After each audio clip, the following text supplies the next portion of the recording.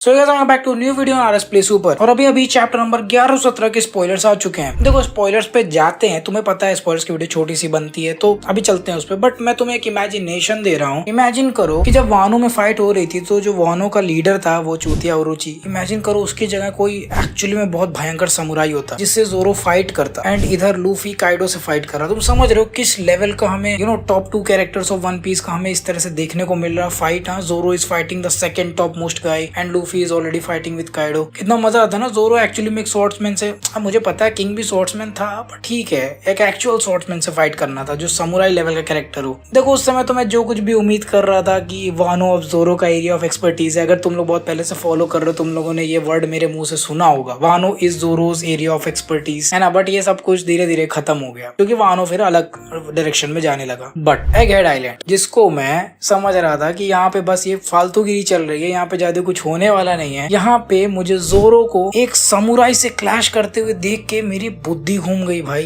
इस बार जो पैनल आने वाला है ना, लिटरली जो पैनल आने वाला है वो बहुत समय बाद एक ऑर्गेजमिक फीलिंग देगा। मैं बस यही उम्मीद कर रहा हूँ कि इस लेवल का पैनल आ जाए जो व्हाइट बियर्ड को देख के आया था, और बस इस हफ्ते के लिए मेरा दिल खुश हो जाएगा। खैर अब जब तुम लोग इतना एक्साइटेड हो ही गए ये चीजें सुन के तो भाई फटाफट वीडियो को शुरू करते हैं and let's roll the intro.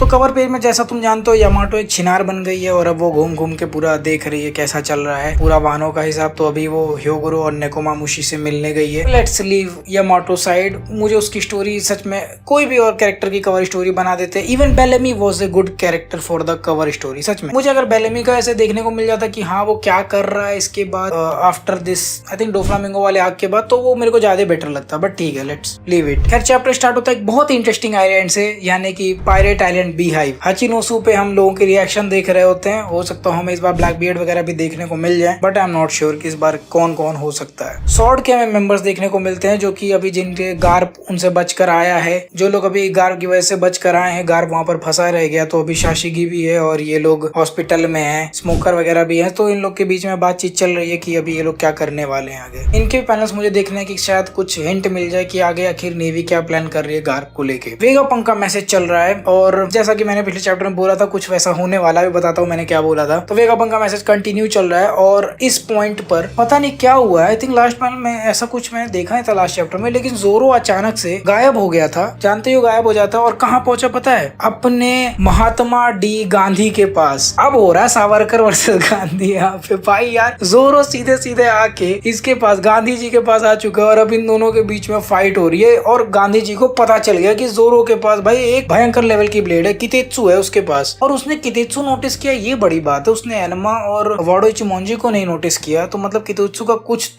तो अलग लेवल का हिसाब है जो अभी हमें नहीं पता चल रहा है। मे बी हिस्टोरिकली वो स्वॉर्ड ज्यादा इंपॉर्टेंट रही होगी। तो इन दोनों के बीच में फाइट हो रहा है। अभी क्या क्या हो रहा है वो मैं बाद में बताता हूँ इन दोनों के फाइट में। तो अभी बाकी के जो गोरो से हैं, जो बाकी के 4 बुड्ढे हैं, वो लोग गए हैं और उस बड़े वाले रोबोट को जाके उसको घेर लिया है। देखो हम काफी समय से बात कर रहे थे कि रोबोट क्या कर रहा है, रोबोट का तो कोई काम ही नहीं है, फालतू में दिखाया और गायब कर दिया। बट एक्चुअली में that is what I like about Oda sensei कि यार मतलब मल्टीपल चैप्टर्स पहले ही वो चीजों को प्लान करके रखते हैं। देखो अब पता चल रहा है कि रोबोट एक्चुअली में गार्ड कर रहा था, इसलिए इतने समय से वो हमें नहीं दिख रहा था। तो भाई रोबोट अभी वेगापंक के मैसेज को ब्रॉडकास्ट करने में हेल्प कर रहा है। और वेगापंक के पास एक बहुत ही इंटरेस्टिंग मैसेज है जो कि एक्चुअली में मैं सोच रहा था अब रिवील हो जाएगा, but then again he is Oda sensei, right? तुम्हें लग रहा था कि वन पीस में मजा खत्म होने वाला है, सब चीज रिवील होने वाली है, तो आई थिंक अभी नहीं हो रहा है। कच्चा बॉम्ब मीठा खाते रहो तुम लोग, क्योंकि अभी हिसाब और लंबा जाने वाला है, ठीक है? क्योंकि वेगापंक जो है वो डी के बारे में बताने वाला था and possibly will of D भी बताएगा। तो जिन लोग के भी नाम में डी था, जैसे ब्लैक बियर्ड हो गया और ड्रैगन हो गया,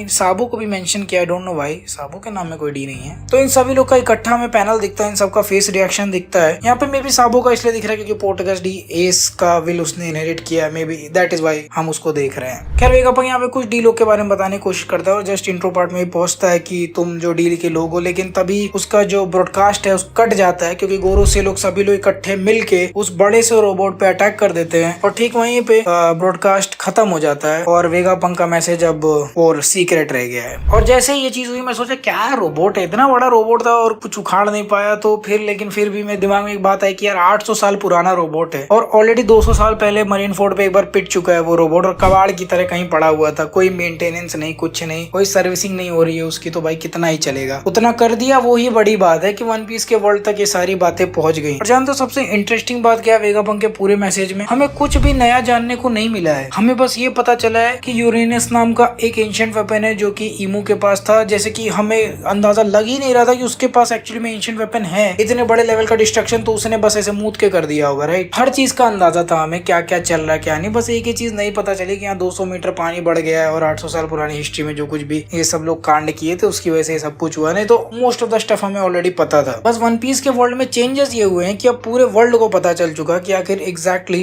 हो क्या रहा था, जो कि अभी तक सिर्फ स्ट्रॉयड पायरेट्स को पता थी। सो बेसिकली वन पीस की स्टोरी में एगेड आयरन के पहले जो था और एगेड आयरन के बाद जो है, स्पेशली हम लोगों के लिए जो हम रीडर्स हैं, हमारे लिए ज्यादा कुछ नहीं बदला है। अंदर के जो वन पीस के वर्ल्ड के लोग हैं उनके लिए सिर्फ स्टफ इस समय बदल चुका है। खैर ये सब तो होता रहेगा, लेकिन एक बहुत ही इंटरेस्टिंग स्टफ हुआ जो कि हमें जोरो के साथ देखने को मिला है। हाँ भाई, जोरो और गांधी जी ने क्लैश किया, उनकी तलवार आपस में लड़ी और भाई हमें ब्लैक लाइटनिंग देखने को मिलती है, यानी कि एडवांस कॉन्कूरर्स हाकी। इस लेवल की लाइटनिंग देखने को मिल रही है दैट आई एम होपिंग, जिस हिसाब से मेंशन किया गया स्पॉयलर्स में, कि इस बार फिर से आसमान फट जाएगा। लेट्स सी क्या होने वाला, इस बार का चैप्टर मजेदार होने वाला सच में। एंड इसी के साथ ये वाला स्पॉइलर वीडियो खत्म होता है। आई होप तुम लोग को वीडियो पसंद आई होगी। तो अगर वीडियो अच्छी लगी तो फटाफट वीडियो को लाइक कर दो। अगर तुम्हारे दिमाग में कोई इंटरेस्टिंग सा टॉपिक है जो कि तुम बहुत समय से चैनल पे देखना चाहते हो तो उसको कमेंट करके बता दो। एंड मैं तुम लोगों से मिलूंगा अगली वीडियो में। So until the next one, play on.